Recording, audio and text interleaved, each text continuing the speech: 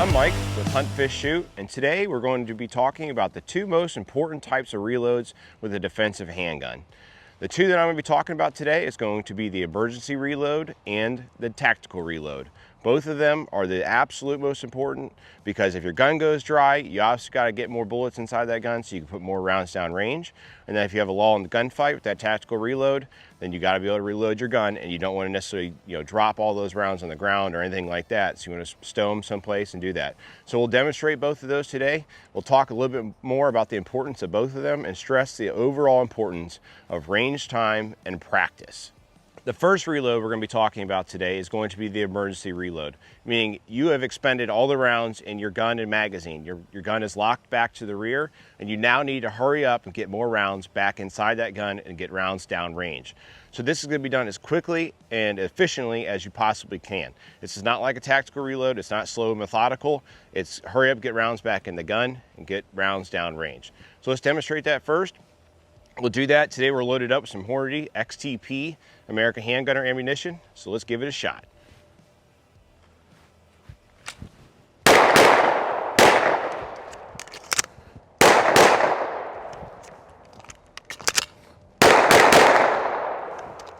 With the emergency reload being arguably the most important type of reload you need to understand and know how to do efficiently, it's a good thing to always add in some form of movement while you're doing it. The reason I say that is as you're doing movement, when you're doing your emergency reload, it will oftentimes cause you to pause or stop moving because you have to stop and think about it. The emergency reload has to be autonomous. So as soon as that gun goes empty, you need to be putting another mag in there as quickly as you can. So let's demonstrate that.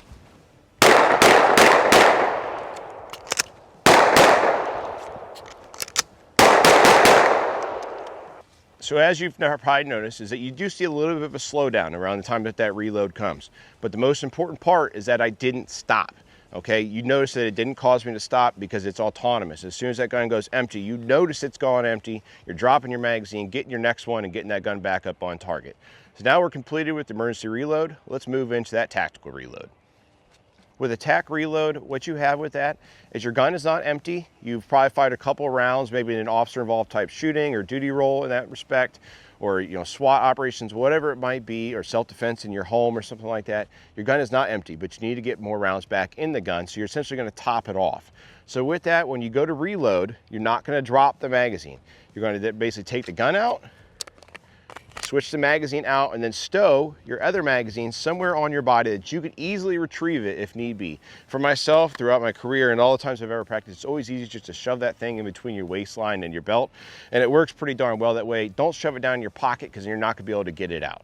So, and then when you're doing those tack reloads, they're always going to be done behind some form of cover. So right here today, I've got my truck out here with me. It's a great way to practice. If you're not comfortable shooting around a car and things like that, don't use your car. Use a wall, build a wall, some plywood, something like that. But the car will work perfectly for myself because I've done a lot of shooting around cars and it doesn't bother me. But again, always done behind a vehicle, never, or behind cover. It's never done out in the open. Emergency reload, different story because you got to get the gun back up. It doesn't matter. So this one, lull in the gunfight. You have a break in the action, essentially, going back behind cover, doing the tack reload, put more rounds down range if you have to, reassess the threat. So let's run through that.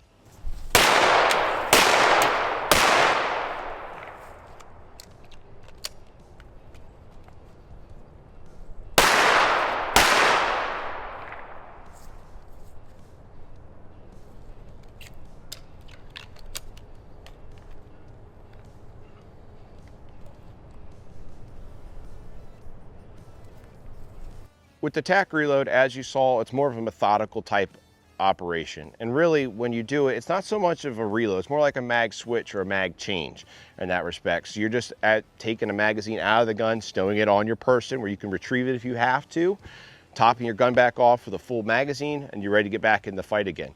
You're always keeping your eyes somewhat on the threat if you have to, but again, you're hiding behind cover. And you're able to be safe back there behind cover while you do it, not out in the open. Tack reloads are not done when you're unsafe. Okay, you're as safe as possible behind cover, a wall, some form of something that's going to stop bullets. Complete it, assess the threat again. If you have to put more rounds back down range, do it. And obviously if that gun goes dry, you're going to do an emergency reload, dropping the magazine. Tack reload, stow the magazine. Emergency reload, drop it, get rid of it. You don't need it anymore.